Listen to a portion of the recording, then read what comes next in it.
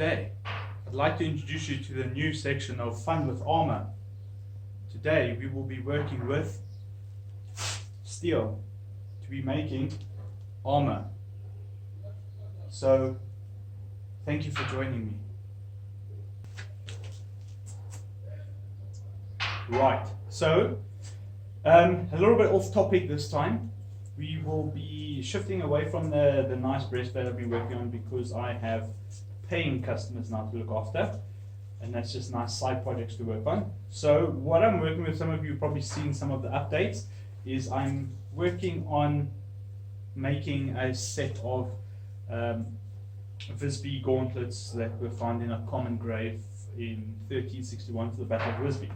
So I've got the left hand side done, and I have trialed it with a Armour group because they're looking at something that's maybe a bit more affordable, because we struggle to get in a lot of synthetic armour and obviously cost wise, so this making in-house makes it a little bit cheaper for everyone to afford.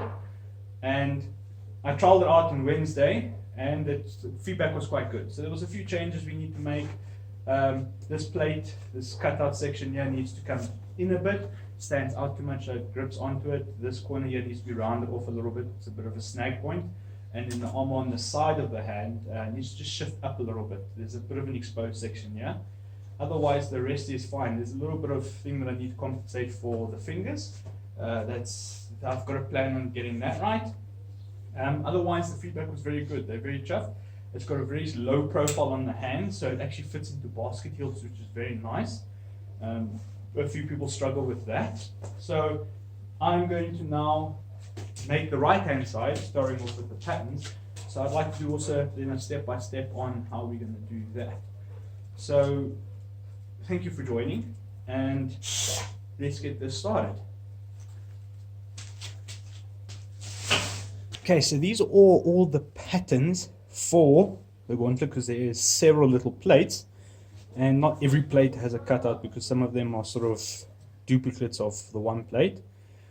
So this kind of looks like someone was making a collage, or these are all the offcuts of a larger collage making project. So there's a lot of little nitty gritty stuff that we have to make. This is using 1.6 and 1.2 between the different plates. So I'm gonna not sit here and watch, you can watch me put all the stuff together. I'm going to put it on, draw out the outlines, and then I will show you from there. Then we go cutting it out, smoothing the edges, and let's see what happens from there. Right, so yes, let's get cracking. It's going to take a bit of time. Okay, so you can see now clearly that I've got all of the parts marked out. So all of them, 1.6 for some of the plates, 1.2, that's just because I'm keeping it the same as that.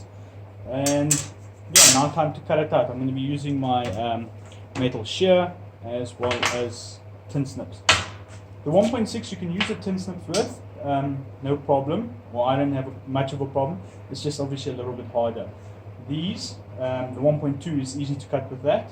And then this shear just helps with long straight lines, really, to speed up the process. You give it a rough cutout, and then I use the fine work I do with the tin snips. So yeah, I think let's get this going.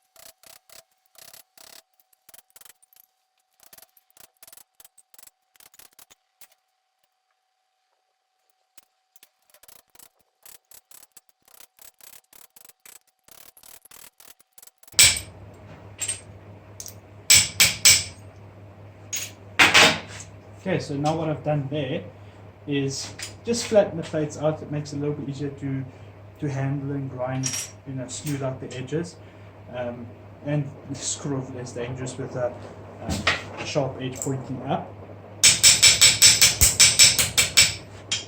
So yeah, just flatten them out, makes them easier to work. Also get to see stuff that you've missed if you know, handle it over again. Just a few things like that, and so it just generally helps. I feel it helps. So yeah, so then I use I call this one the persuader. It does generally tend to help sometimes to persuade the metal. But yeah, so there's those pieces cut out, and now we're going to move over to my bowl sander, where I will smooth out the edges, get rid of the sharp corners, you know, just the basic stuff like that. Then once they're polished out, we will move over to bending and shaping them. Thank you.